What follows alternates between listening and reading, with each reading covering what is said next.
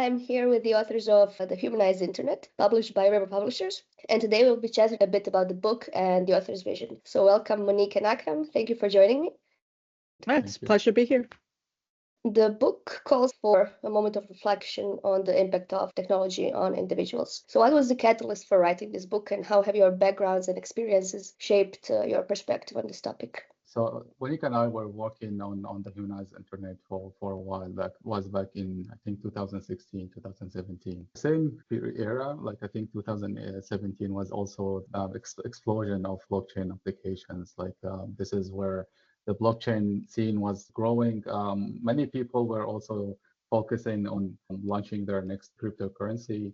As well, of course, many others were maybe still are focusing on getting to the true meaning of the true potential of the technology itself. Maybe the deeper meaning of the ability to hand people the power or the control over their own identities or their own data. For me, the personal aspect to that is I kind of experienced firsthand the weaponizing of such system or the centralized system of like such identity. I was born in Syria and I witnessed that during the Syrian Revolution 2012 until actually last year. And I could see that how sometimes regimes or government can use systems like that or centralized system as weapon for people who don't agree with their views. All those elements led to that book. When Monique suggested, let's write this book, I felt like, okay, this is the right opportunity to share with the world our views or views on the future of technology. Yeah, I mean, so as I say, always Akram is core to the entire narrative. We met one another, as Akram stated, around that time, 2016, 17, and we had all kinds of dialogues about how we could use technology to actually think about a new way of thinking of identity, which is cultural. But then, so that you had blockchain, and that's one aspect of it. Crypto is another aspect of it, and then the other thing too is, as it has been a journey, is to think about one part that I care about deeply, and we both do, is the ethics and the use of technology, right? So that's part of core in the narrative of the book. But personally, I like to understand what I don't understand or what I don't know. So I went off and got a degree in this space. And in 2019, I was able to get a degree in blockchain and digital currency at the University of Nicosia. And so a group of folks, this was one of the first universities to actually offer such a degree, and now it's quite common. But it's been a journey, and it becomes, let me just say one thing that's really, really key. It becomes very, very conceptual or ethereal when you don't know but anybody who's been affected. And I did visit through UNHCR a camp outside of Jordan, the Zatari camp, where they try to use these sets of technologies to think about, how would you actually look at being able to get your payment and so on and so forth. And of course, people don't think about wanting to be in a refugee camp, right? So that's one aspect of it. The other aspect is to think about, I always ask this question, if you had to go for whatever reason, think about the fires in Southern California, what would you take with you? What would you take with you? And many people in these circumstances took their university degrees because they felt that, this was something that was so important for them wherever their new start was going to be. That's the motivation for both of us. So you both emphasize the importance of inclusive internet. It isn't controlled by an organization or government. What do you see as the biggest obstacle to achieving this vision? Akram. Of course, I think that the first or the biggest challenge is the technical challenge. Like creating a truly decentralized system that is scalable, user-friendly remains very difficult. A big point is also the well-established power structure. Here we're naming some governments, of course, and tech giants, which would have a bit of resistance to centralized solution because that would reduce their control over data. I think also we should mention the traditional challenges as like the gap for people to understand the challenge, to understand also the potential and the need for such solutions. Yeah, so this is a very, very, it's an excellent question. It's part of the narrative that we have in the books, right? So it's about control. And so you have big tech companies. Now, that's not to say anything negative about the big tech companies, but it's that aggregation control is within their area. And so we have to think about how would that look like if we were to have it truly decentralization is very, very, we can go on a long discussion of what that means. But if you're using these technologies, of course, it's not without a cost to you and a cost to how data is collected about you. And so it's almost having an interaction constantly with these companies about how could we think or imagine an internet that has no control over it, but it has use that could be used by anybody, right? Any entity. Now that will go into a longer narrative because you have to look at what does anybody or any entity mean. You get into geopolitical narratives. But it's been a long discourse, and that's the whole idea about this discourse is information, no matter what by companies we work with, and I have friends in all of these companies, they are gathering information about you, and that's something to be cognizant of. Mm-hmm. Concepts like e-sovereignty and identity sets are featured also in the book. Can you explain this in simple terms and why are they so critical today? That's core to Akram right now, e-sovereignty and identity. That's a very interesting question. Sometimes it feels like a simple concept, but it's still like very difficult to grasp. When we think of identity, we think it's like, okay, it's a given thing. It's like, okay, it's an identity. How to identify a person? But when you go into details, it's not that simple. Like in real life, the sense of identity or digital identity is a bit different in every situation. Like for example, you don't share your bank information, or like the information you share with your banks are the same information you share with your social media accounts, right? So that creates kind of the sense of identity. To understand the differences of that is the challenge. So digital identity, it's cultural, right? It's multifaceted. So there's there's the way you grew up, what language you speak. So it's a multifaceted thing about identity. Identity could be also the Internet of Things identity, sets of identity. Things have identity. Things that pulsate information has identity. Wallets have identity. So there's all kinds of this whole spectrum of what identity is. So we have to kind of speak to it from a realm of what that is. And so the first and foremost is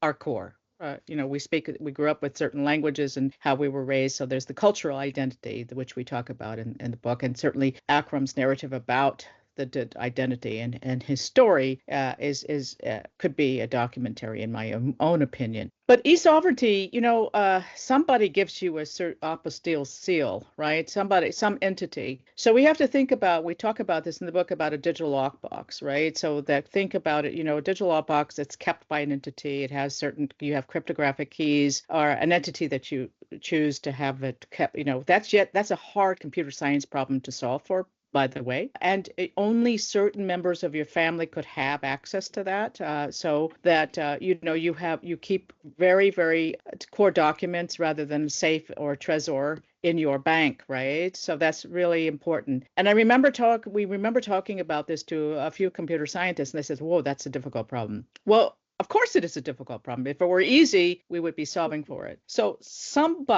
entity, so e-sovereignty, you still have to work with governments, right? You cannot, this is a partnership of how governments are transforming themselves too. So let me give you a personal example. When I got my degree from the University of Nicosia. Yes, I have a fancy, it's there and it's a nice, beautiful diploma, but it's also posted in the blockchain. It's also posted timestamped. In the event by the accrediting university or the accrediting entity, or in the event they were ever to go out of business, or the country that goes, whatever, we could look it up, right? You could look it up. It's referenceable in blockchain. Right. And so you have to think about, what about my job accreditation? If we could have it referenceable, not your personal data, as Akram has stated, if we could have it referenceable in blockchain, would you hire me?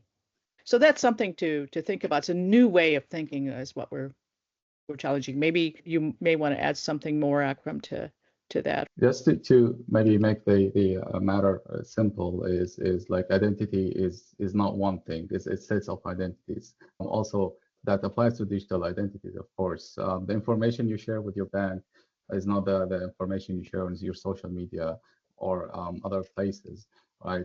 You can also think of that like in a digital solution, you can have selective disclosure, right? Like you want to authenticate, let's say your age or your degree as mentioned, as Monique mentioned, you don't need to just like disclose all your information. You own the control. You decide who gets which information and why and when. And all these ideas, of course, leads to like the concept of digital sovereignty. I think at the essence of that, or like to make it like keep it very simple, is individuals need to have the control over their identities. They have to control it, when to disclose it, not third parties, not centralized system. Of course, that does not. There's a very interesting, actually also important point Monique raised is not to replace centralized systems. It's not to just say, okay, we don't need universities or governments or third parties. This is not the point. Just how to change the system that we have to keep the individual in the center of that system and or the interest of that system. Yeah. And so the idea that individuals and not corporations or governments should manage their own digital footprint. In a world of mass data collection, like as we mentioned, like corporations are collecting her data, how can people realistically reclaim control over their digital identities? Well, first and foremost, Akram has said something that's very important. You know, it's very, very key. It's what you selectively share out there, right? So you have digital identity. Now you have the use of technologies that have sort of what we call false identities created about you, right? So what is truth? What isn't truth? You know, especially with the use of these technologies to keep deep fakes. So the challenge that you have is first and foremost a selective share. It's not about reclaiming because once you're out there, that footprint is there. Okay. Once you're out there, unless you choose not to say anything on LinkedIn or X or whatever, it's out there. It's hard to scrape it. So, and that creates another narrative, which is very, very challenging, which is about, I mean, you can find out how much is known about you, right? You can actually, there are sets of technologies that allow you to do that. How much is out there about you, and then you would be surprised, right? So the thing about is deep fakes are very, very are becoming more used. So what is truth? So it's about how you selectively share these sets of, you know, your digital dust is what we'll call it, right? Digital dust. What you have to be able to think about now is your responsibility of how much you want to share. And I think that's important to note. But there, just as I believe, and we believe together, that there's this digital dust that's very difficult to scrape, there's also now emerging technologies, particularly with AI, especially if we're talking about generative AI, to think about how do you now look at what source of truth is and how you're verifying it and being able to define what a source of truth is. I think that's the most important thing to state, because that's a longer narrative around reclaiming yourself. One thing I will say, and I'll go to Akram is, you know, working with, there was an opportunity to work with the World Economic Forum on this whole thing about digital justice. And there was one lady out of Australia, you know, when you post on Instagram, it's how you're posting, people use Instagram, and somebody found out that she was on porn sites. And it was hard. Her reputation was, you know, so tainted. And how do you find out where that source is? She was able to become a activist lawyer in Australia, and then, you know, they passed certain laws. But still, it is a huge problem, especially when we're talking about deepfakes. I think most important thing for individuals, and I agree, we're playing the long game here, right? We're aiming for the long run. The key element to that, especially in these days, is education, like to raise awareness. Most people don't understand how their data is being collected, and what is done to this data, how it's sold, and how many entities are gaining lots of power and sometimes, of course, financial gains over this data. Maybe stop accepting terms and conditions without reading them blindly, just like, yes, accept that, use that app or use their website. People need to understand what's going on. They need to be aware of their data.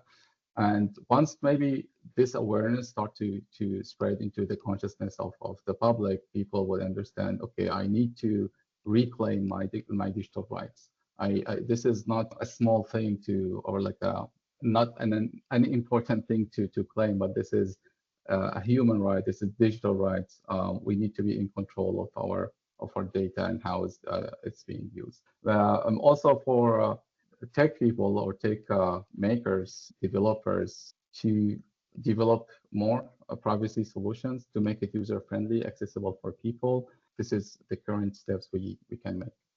And we're hoping too that the launch of our book is the first source of education, or one of the first, or an example of education for customers reading, or for readers wanting to read the book. But it's one where, when you're reading through all of these agreements to use certain sets of technologies that are posted on the web or whatever, is to be able to look at because they're really written by lawyers and from these companies, and it's to read through them very, very, very careful, not just to click, but read what you're paying attention to. You have the right not to click to it, and you have the right to be forgotten. That's GDPR. So yeah,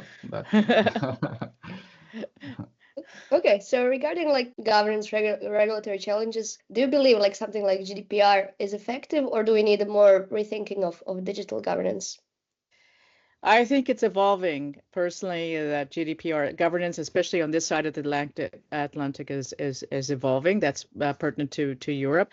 Some of the countries in Africa, like in Kenya, are adopting GDPR-like governance. In North America, it's very much relative to like healthcare, that types of governance. And in AI, they're looking at, with the International Association of Privacy Professionals, looking at AI in governance. So governance now you have to work. This is an evolving set of what we're talking about. It's evolutionary and transformational, working with people who are in government, taking them along the journey about how these sets of technologies are evolving so fast that we have to pay very, very much attention to it. So it's from our perspective, evolutionary. Akram, you may have more to add to that narrative. Absolutely.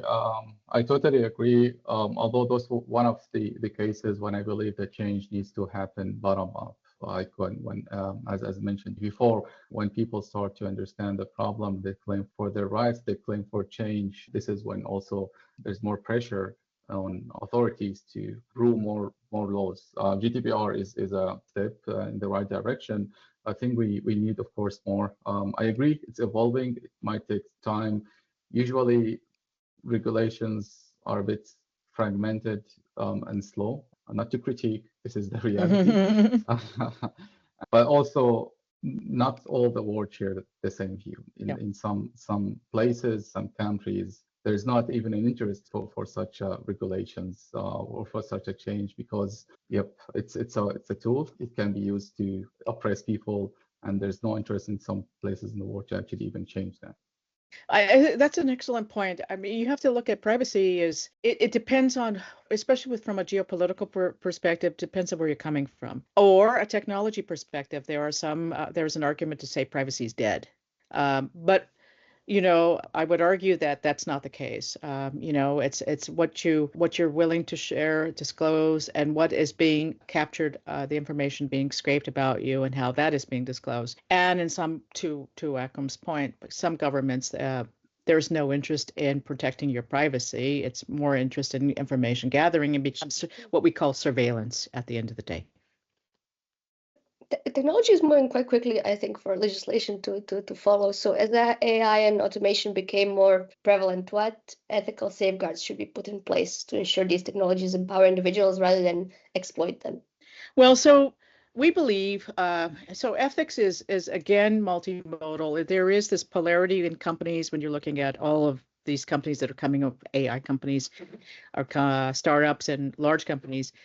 Polarity that on one side, the need to get revenue out. These are these emerging technologies, right? And the other side is, well, wait a minute, what are the red lines?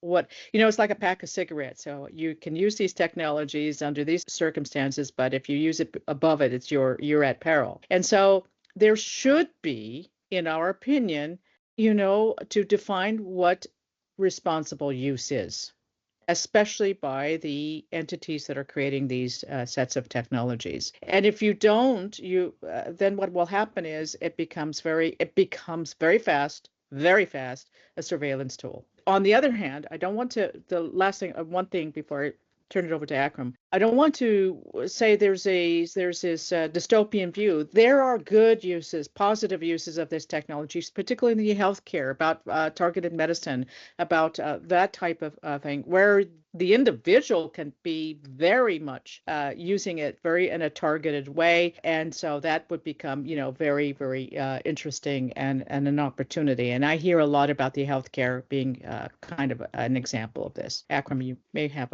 other aspects to share here. Yes, it's a cliche, but of course, any tool is double-edged. Of course, you can use it for good, you can use it for bad. I think AI is gonna change a lot. I mean, it's already changing a lot, and it's gonna be difficult for everyone to keep up with it. But as Monique said, like, where are the red lines? I like this most about AI is it's actually raises all this question. It faces us. It challenges us because we need to define everything. It's not just like a tool that's like the scope of that tool is very, very narrow. Like it's not like an application, a small application, or not even like a car. It just like the function of it. AI, it's a reflection of humans. It needs to understand everything we know because we are training the AI from our information, from our understanding of the world. So like sooner or later, we will need to be faced with all the question, what is ethical? What is right? What is correct in such a situation? I think we'll be faced with questions we've been battling with since, I don't know, the dawn of the civilization. Not to make a bigger deal of it right now, but to answer your question, of course, we need to have some regulations toward that. We need to prevent biases, for example. We need to protect the underserved, protect the vulnerable, make sure it's only used in the right way, in the right hands. Maybe we're not ready yet. Maybe we still don't have any all the answers to all the questions, and I'm sure we don't. But there are steps we need to have, and I think this is the right time. Like AI is evolving way faster than anybody expected, and we need to move fast. And I think that's why the human in the loop is so important, and why we have what we call the humanized internet. So, it's this awareness that we have to be very, very cognizant of, and bias, all kinds of biases are coming in. But we think absolutely that this is a great opportunity to learn more and to challenge more. And most importantly, what Akram has stated, work with regulators, because some aspects of it has to be regulated. When we call about danger, what is danger and safety? What does safety look like? What does safety look like in terms of what we talk about in this whole generative AI world when you're not safe? And we have to define that together. Mm-hmm. And so what might the future system of digital identity and governance look like? That's very difficult to imagine from now, of course, but what I think everyone is certain about, things not going to stay the same for way longer. I think we're moving to network-based structures where the lines, the borders are going to be blurry, where people are going to be identified not by where they're born or by their geographical location, but by their sets of information or sets of identities. We will move into verification, not by central system, but by also like network, like blockchains. We will have, most probably individuals will have, again, back to the sets of identities, will have multiple identities for different functions. Hopefully, the individual will be the owner of that identity. We will achieve digital sovereignty. We will move into smart contract where regulators or the entities that control that are not centralized or not the third parties. Like technology will be the regulatory of such system, such as smart contracts. Let me address something about smart contracts. Is like many people like fear the danger of smart contracts because there is a non-human element, and I like this thought because we're like imagining a future where human is the center of the systems, like and still mentioning something like smart contracts where there's no human in that equation. That's true, but at the same time, we need to understand humans are faulty, and this is in our nature. We can be really good, we can be really bad. We're capable of both, and this is when this is the case when you want to eliminate that, at least our negative side. Like is like when we have a smart contract, we have contract in general, and smart contracts would eliminate that human element in us, right? So it's a machine, doesn't lie, doesn't get bribed maybe, or like it's a machine. It takes an input, it gets an output. Of course, this is complicated. This still takes time, but this is how I see the future. And hopefully, yeah, I mean, you can see it's okay, a bit utopian, but I'm hopeful. I think so. What Akram has asserted, alluded to too, is this garbage in, garbage out, right? Because again, with machine, with the whole idea of selective learning, so digital transformation is happening as we speak. The only thing for me, the vision that I could imagine is a digital apostille. Right? It's a digital apostille where selectively, instead of having a paper shared in between, remember the post, Akram and I have had a story about going to a lawyer and you got to go get a digital. I mean, you have to go get an apostille of an apostille of it. What about a digital apostille, right? It becomes part of it. Now think about what's happening today. Now hopefully we're not sleeping. When I go through the airport, there is facial recognition coming in, right? It's being done by whether it's the police, federal police here, to go through immigration or wherever I'm going. There is that is occurring now. So you have to think about, okay, where's that information going and how is it being used or applied? One could say, yeah, there is the situation because we have bad actors in our area, in our world. But again, we need to know that this is happening as we speak. You can choose not to do that. You can choose to say, look, I'm going to go through another way to not have my face scanned or whatever. But you think about it in terms of, it's just optimized for you to travel. But the world will be in the view that we believe is that you're going to have to control yourself. And you're going to be selectively having your own wallet, your own digital wallet. You're going to be selectively having your own, the smart contract, the use of these smart contracts are, it's machine readable or whatever. That's going to be how you choose to work with it and define it. And you will have your own, you have your own digital apostille that you can pass through borders without, you can pass through, I don't like to use the term friction borders, but you're owning those sets of identities.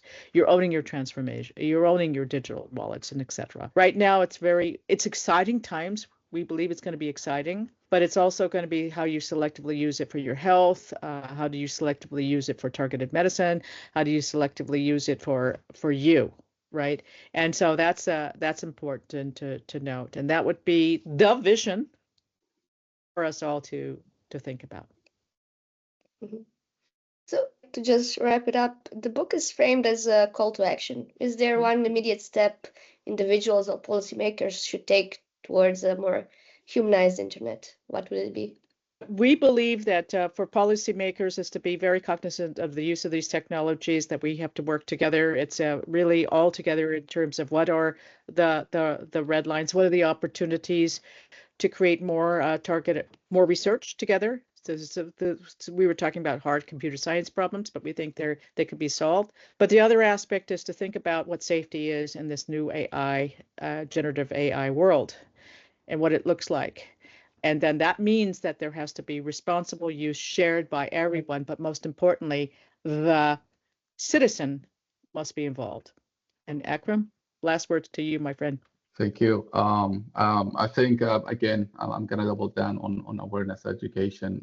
For individuals, be curious, claim your digital rights. It's not only about privacy, but it's about who are you in the digital world? What do you own? And what is how is your data being treated? Like for policymaker is to move into not just regulate the symptoms of our current systems, but to actually address the power imbalances and to also regulate a framework for digital identities and e-sovereignty.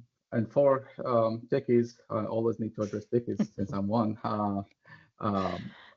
provide people, again, with education, but also provide them with tools that's accessible, that's easy to use, and have in mind, like first, the underserved, the the refugees, the displaced, the people who don't have access to all this technical solution. It's a sad fact that people who would be beneficial of such systems as the humanized internet, as we call it for now, are also the people who have least access to it. So we need to change that narrative. We need to build tools that can be accessible to everyone equally. Yeah, well said. Okay, thank you both for sharing your story and your expertise. I will link the book below. It's coming out in May, The Humanized Internet, and you can pre-order it already. And keep an eye out for a webinar we will organize next month as well. Thank you so much. Thank you so much, Anna. Thank you.